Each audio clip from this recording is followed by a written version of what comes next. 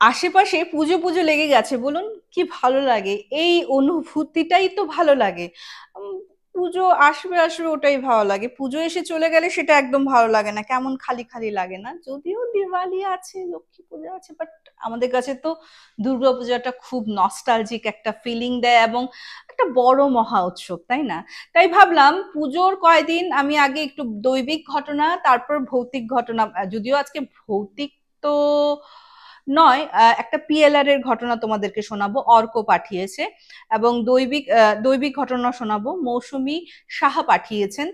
ওনার ঘটনায় আসছি, কিন্তু শুরু করার আগে নমস্কার বন্ধুরা, কেমন আছেন আপনারা? আমি রুমকি, আজও দুটো ঘটনা নিয়ে চলে এসেছি, এবং ঘটনাগুলি কিন্তু আপনারাই পাঠান। তো যারা ভাবছেন আমার সঙ্গে ঘটনা শেয়ার করবেন, করে দিতে পারেন আমাদের হোয়াটসঅ্যাপ নাম্বার 8011106740, নতুবা আমাদের মেইল আইডি কথায় গল্প @gmail.com, নতুবা আমাদের ফেসবুক এবং ইনস্টাগ্রাম হ্যান্ডেল কথায় গল্প নামে, সেখানে পাঠিয়ে দিতে পারেন।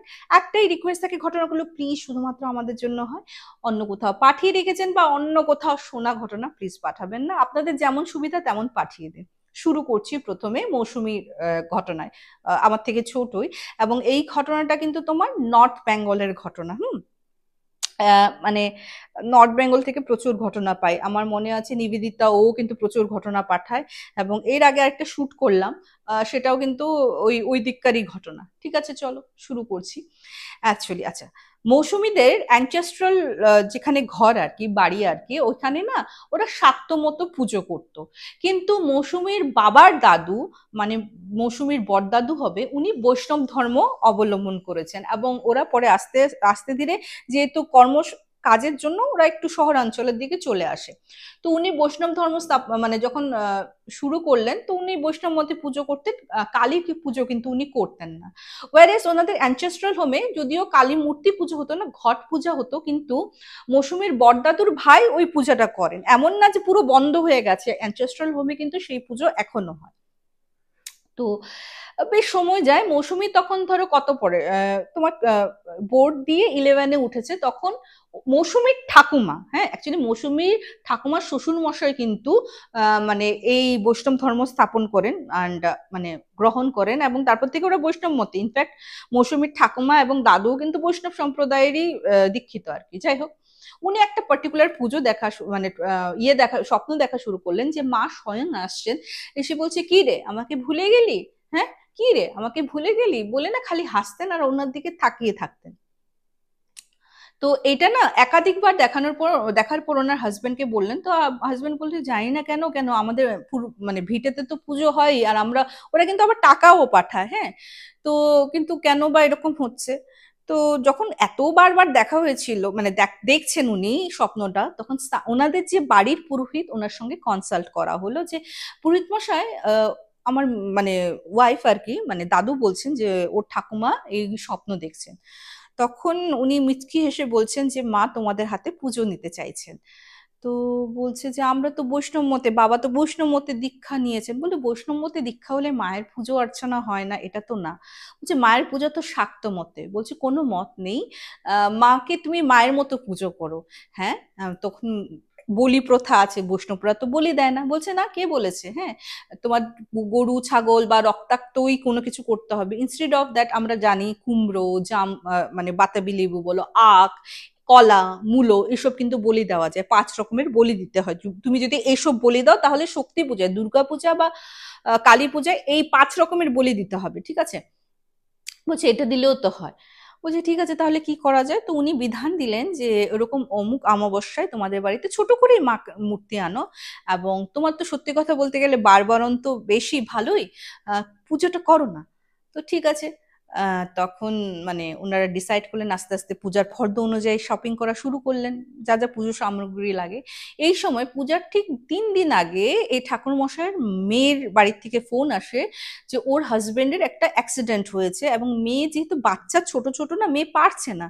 তো পুরোহিত মশাই বলছেন যে দেখুন এরকম এরকম অবস্থা, আমি যাচ্ছি ওইখানে, আর আমি আমার সঙ্গে যে পুজো করে সে একটা বাচ্চা ছেলে, মানে পুরোহিত মশাইয়ের ধরো 53-54 ইয়ার্স, ছেলেটার বয়স ধরো 24-25। বলছে ওকে দিয়ে যাচ্ছে, ও আমার সঙ্গে থাকতো, শিখে গেছে, ও পারবে।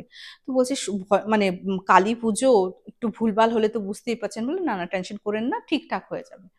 ঠিক আছে। তো ওরকম বাইরে পান্ডাল বেঁধে পুজো হবে। তো ওই ছোট মানে ওই পুরোহিত, জুনিয়র পুরোহিত এসছেন, ওনার কিন্তু সন্তান না, মানে ওনার পুরোহিত্যটা ঠাকুর মশাই থেকে ওই শিষ্যটা শিখছিল। তো ও শুরু করলো পুজো। পুজো তো শুরু করেছে। আহ এখানে একটা কথা বলে রাখি, যেহেতু বৈষ্ণব মতে যেহেতু ছাগল ঠাগল হবে না, ছেলেটা এটা জানতো কিন্তু যে মাথার থেকে, কারণ কি এর আগে যতগুলি পুজো করেছে ঠাকুর মশাইয়ের আন্ডারে পুজো করেছে, ও একা ইন্ডিভিজুয়ালি কোনো পুজো পারফর্ম করেনি। কিন্তু ঠাকুর মশাই বলছে ও তো দেখে দেখে পুরো অভ্যস্ত হয়ে গেছে। এই জিনিসটা ভুল হয়ে গেছে, যে আমি বললাম না 5টা ফল বা সবজির বলি দিতে হয়, ও কিন্তু দেয়নি। ঠিক আছে। আরেকটা আছে, শিবা ভোগ।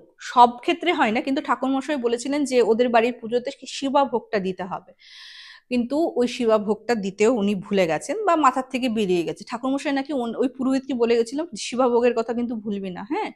আর উনি বলেছিলেন যে তোমার মৌসুমীর বাবার হাতে শিবা ভোগটা পাঠাতে। ঠিক আছে, ফাইন, ভুলে গেছেন। তো অ্যাকচুয়ালি জানো তো, যখন দুর্গাপূজা হয় বা এরকম শক্তির আরাধনা হয়, ইনফ্যাক্ট মনসা পূজা, আমাদের বাড়িতে তো মনসা পূজা হতো, রাত্র জাগরণ করতে হয়।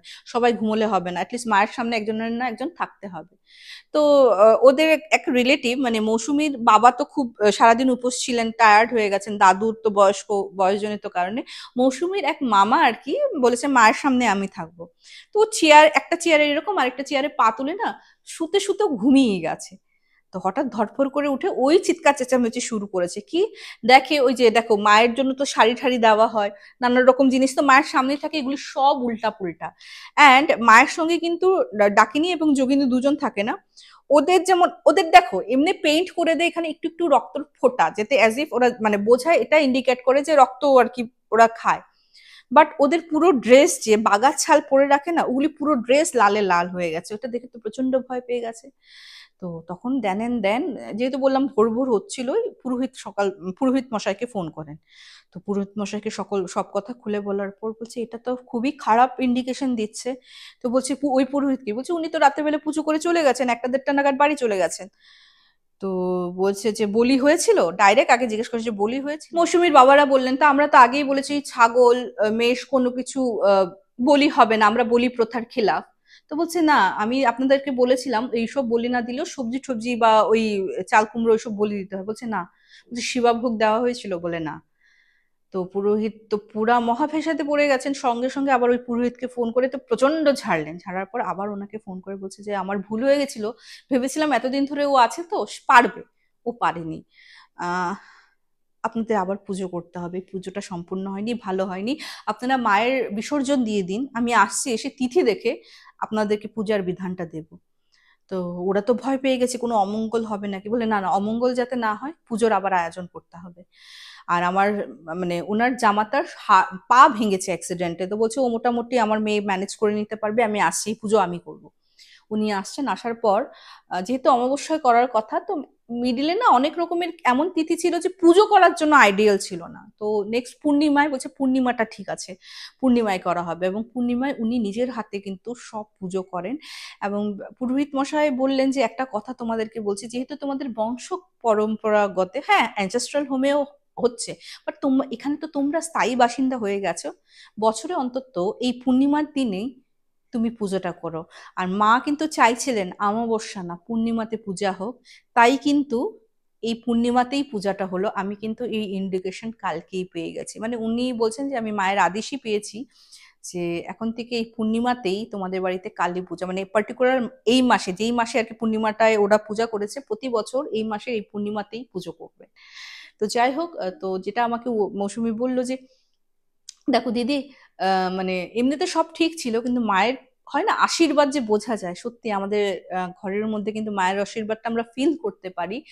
আর আমরা কিন্তু আজও সেই পূর্ণিমাতেই মা কালীর পুজো করি। তো থ্যাংক ইউ সো মাচ মৌসুমী। সত্যি অমাবস্যা কালী মায়ের সঙ্গে রিলেটেড, পূর্ণিমাতেও যে পুজো হয় এক দুই জায়গায় শুনেছি, শুনিনি যে তা না, বাট হ্যাঁ এটার পিছনে এরকম কারণও থাকতে পারে, সেটা কিন্তু আমি জানতাম না। থ্যাংক ইউ সো মাচ এরকম একটা ঘটনা আমাদের জন্য পাঠানোর জন্য। সত্যি ভালো লাগে এই মানে মাতৃপক্ষে মায়ের ঘটনা শুনতে, কার না ভালো লাগে বলো তো? আমার তো খুব ভালো লেগেছে। তোমাদের কেমন লাগলো কমেন্ট সেকশন কমেন্ট তো করো। আর যদি সত্যি ভালো লাগে তাহলে শেয়ার করো প্রচুর প্রচুর। অ্যান্ড সাবস্ক্রাইব করতে ভুলো না। অর্কের ঘটনায় যাব। অর্ক পাঠিয়েছে এবং অর্ক এই ঘটনাটা বলেছে কি দিদি আমার নামটা মেনশন করো, জায়গা স্থান পাত্র মানে কিছু মেনশন করো না, কারণ ওর না অনেক রকমের কথা শুনতে হয়েছে জানো। ওকে অনেকে গে বলে, অনেকে লেডিস বলে, অনেকে বলেছে হলো এই তো পাগল। বলছে এগুলি শুনে না মানে সবাইকে তো মানে এই ব্যাপারটা যেটা হয়েছে না মানে মানে কি না চাইতেও আর কি এটা সবার কাছে মোটামুটি যতজনই রিলেটিভ হোক প্রকাশ পেয়ে গেছে, এবং ওরা আড়ে ঠাড়ে না আমাকে এইভাবে সম্বোধন করেছে যেটা আমার জন্য খুব কষ্টকর। তো সবার উদ্দেশ্যে যাতে সবাই একটু সেন্সিটিভ হয়ে বিষয়গুলিকে ভাবেন, ওর জন্যই ঘটনাটা প্রকাশ করার। পিএলআর এর ঘটনা আমাকে অর্ক পাঠিয়েছে। অর্ক জেনসি, ঠিক আছে। 2023 লাস্টে ওর 19 ইয়ার্স কমপ্লিট হয়, এবং যেই 19 বছর কমপ্লিট হয় 2000, ওর নভেম্বর বর্ন, যেই ওর জন্মদিনটা শেষ হয় ওই একদিন পর থেকে অর্ক একটা অদ্ভুত স্বপ্ন দেখা শুরু করে। আচ্ছা, স্বপ্নে আমরা কি দেখি? Excuse me. একটা স্বপ্ন, আমি তো অনেক সময় স্বপ্নে আগামাথা খুঁজে পাই না, একটা স্বপ্ন দেখি শেষ হয়ে যায়, কালকে আবার অন্য স্বপ্ন, ওইরকম। ওর স্বপ্নটা যেমন রেগুলার চলছে এবং এপিসোড ওয়াইজ এগোচ্ছে, যেমন আজকে এই এপিসোডে এইটুকুনি অবধি, তারপর থেকে আবার ওই এপিসোড মানে তারপরে এপিসোড থেকে শুরু হচ্ছে। এবং যেটা শুরু হয়েছিল দেখছি একটা ছেলে একটা মেয়ে কলেজে পড়ে, বা মানে বেশি বড় নয়, মানে কলেজ গোয়িং যেটাকে বলা যায়, এবং ওরা যাচ্ছে খুব খুশি, মানে বোঝাই যাচ্ছে এদের সঙ্গে একটা প্রেমের রিলেশন আছে হয়তো।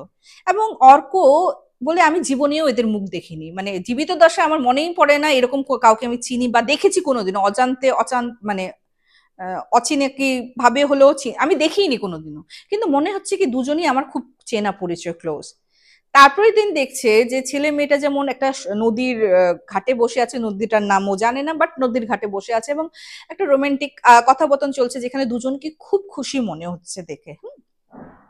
তারপরে ঘটনায় যাচ্ছে যে খুব সুন্দর মানে হাতে হাত এরকম সব দেখছে, আর বলছে যে ছেলেটাকে তো দেখে আমার ভালো লাগছে, কিন্তু মেয়েটার সঙ্গে কোথাও না কোথাও মনে হচ্ছে কি আমি কানেক্টেড, মেয়েটার সব স্বভাব চরিত্র আমি জানি, মেয়েটা এখন কি ভাবছে এগুলি সব যেমন আমি সবতেই বুঝতে পারছি। হুম। তারপরে কি হয়েছে দেখছে মেয়েটা নেই, শুধু এখন ছেলেটা আসে, and ছেলেটা নাকি এখন স্বপ্নে অর্ক নিজেকে দেখতে পায়, ছেলেটাকে দেখতে পায়, ছেলেটা যেমন করুণ দৃষ্টি ওর চোখে জল নিয়ে ওর দিকে তাকিয়ে আছে। এই কথাটা প্রথম ওর মাকে জানায়, বলছে মা এরকম এরকম। তোর মা বলে দূর উল্টা পুল্টা ভাবতে থাকিস, সেটাই দেখেছিস হয়তো স্বপ্নে, কারণ আমরা যেটা আনকনসিয়াস লোকে বলে যে আনকনসিয়াস মাইন্ডে দেখি ওটাই মানে ভাবি, সেটাই স্বপ্নে আসে। তো বলছে তাই তাই বলে মা রোজ দিন একই রকম স্বপ্ন, যাও এক ধাপ এক ধাপ এগোচ্ছে। তো বলছে ধুর তুই মেন্টাল স্ট্রেস, এরকম মানে মেন্টাল স্ট্রেস বেড়ে গেছে ওটার জন্য। তো এই স্বপ্নটা যত আর কি আরো নিজের প্রভাব বিস্তার করা শুরু করলো না, অর্কর মধ্যে অনেক রকমের চেঞ্জেস আসা শুরু করলো। ও প্রচন্ড অ্যাগ্রেসিভ, জিনিস ছুঁড়ে ফেলা, মা বাবাকে মানে দেখছে না যে মা বাবার সামনে জিনিস ছুটছে, মা বাবার গায়ে লাগছে কিনা ওইটুকুনি সেন্স অব্দি না, মানে কেমন যেন হয়ে যাচ্ছে। তারপর তখন আবার একদিন মাকে বলছে ও মা আমার মেয়েটাকে মনে হচ্ছে কি মেয়েটা আমি। ওর মা তো প্রচন্ড ভয় পেয়ে যায়, কারণ কি দেখো এই যে আমরা যে এই ওয়ার্ড গুলি ইউজ করি, গে বলো বা লেসবিয়ান বলো বা একটা যে কমিউনিটি বলে না, রেইনবো কমিউনিটি, সেই কমিউনিটির ব্যাপারে হয়তো আমরা এখন সবাই ওয়াকিবহল, এটার মানে এটা না যে আগে ছিল না, কিন্তু আগে প্রকাশ্যে এরকম করে আসেনি, এখন যেটা মোটামুটি আমরা সবাই জানি। ওর মার মনে এটাও ভয় ঢুকে গেছিল কি হলো আমার ছেলে আবার মানে গে হয়ে যায়নি তো, ছেলে পছন্দ করছে না তো, আমার নিজেকে মেয়ে ভাবা শুরু করছে না তো। কিন্তু জন্মের থেকে ওর কিন্তু ইন্টারেস্ট যে মেয়ের প্রতি বা মেয়েদের প্রতি মানে মেয়েদের জিনিসের প্রতি ছিল ওরকম না। ও শার্ট প্যান্টই ভালোবাসতো, ব্যাট বল খেলতে ভালোবাসতো, ছেলেদের মতোই ছিল। তো মানসিক চিকিৎসকের শরণাপন্ন হলেন, সব টেস্ট ফেস্ট করে না, মানে প্রথমে ভেবেছিল ওই যে বহিরঙ্গে কৃষ্ণ অন্তরে রাধা, না ওইরকম কোনো কিছু না, তো উনি বলছেন সব ঠিক। কিন্তু ছেলেটার না মানে বলছে না এই স্বপ্নটা না ওকে পুরো পরিবর্তন করে দিল গো, ছেলেটার পুরো ক্যারেক্টারিস্টিক্স চেঞ্জ হয়ে গেল। তখন ওরা আকাশিক এবং পিএলআর এর কথা শুনে, এবং ওদের এক রিলেটিভ মারফতি একজন পিএলআর করেন ওই ভদ্র মানে সেই ব্যক্তির সঙ্গে দেখা আর কি।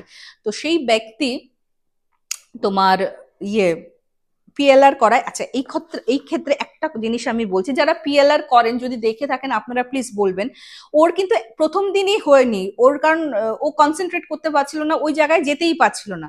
সেকেন্ড দিন হয়েছে, সেকেন্ড দিনে এটা দেখেছে ও যে ওই যে মেয়েটা, ওই মেয়েটা মানে নেই, কারণ 19 বছর বয়সে মেয়েটার খুব একটা কঠিন অসুখ হয়েছে যেটার দরুনে মেয়েটা আর কি মৃত্যুবরণ করে, এবং সে ও দেখছে এই মৃত্যু মানে মৃত্যু বরণ করার পর যেমন ও দেখছে একটা বাচ্চা কোলে, ছেলে মানে মেয়েটা ও সেটাও বলছে এই বাচ্চা ছেলেটা কোলে যে এখনকার মায়ের কোলে ওর বাচ্চা ছেলেটা ওই ছেলেটা ও, তার মানে ওই মেয়েটাই এই জন্মে কিন্তু ছেলে অর্ক হিসাবে জন্মগ্রহণ করেছে।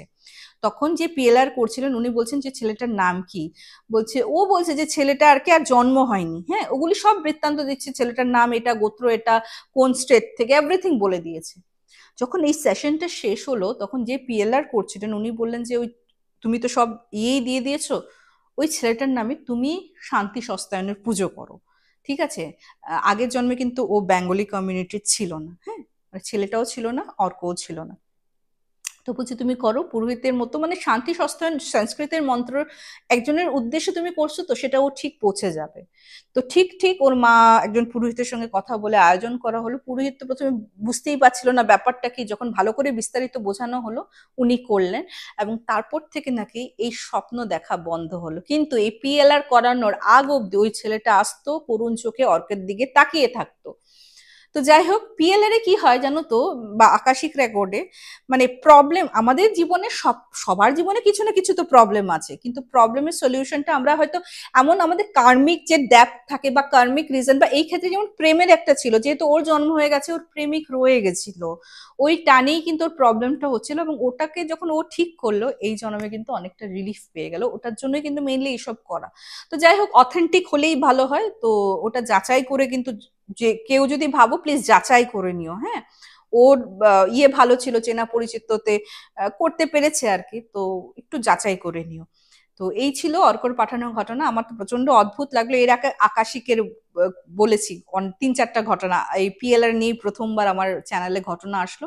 Thank you so much Arko এইভাবে সাপোর্ট করার জন্য। তোমাদের কেমন লাগলো কমেন্ট সেকশনে কমেন্ট তো করো। আর জানো তো প্রতি আহ মঙ্গলবার, শুক্রবার এবং শনিবার যদি লাইভে না আসি আমি এপিসোড দিয়ে দেবো, যেহেতু পুজোর মরশুম লাইভে আমিও তো ঘুরতে যাব বলো।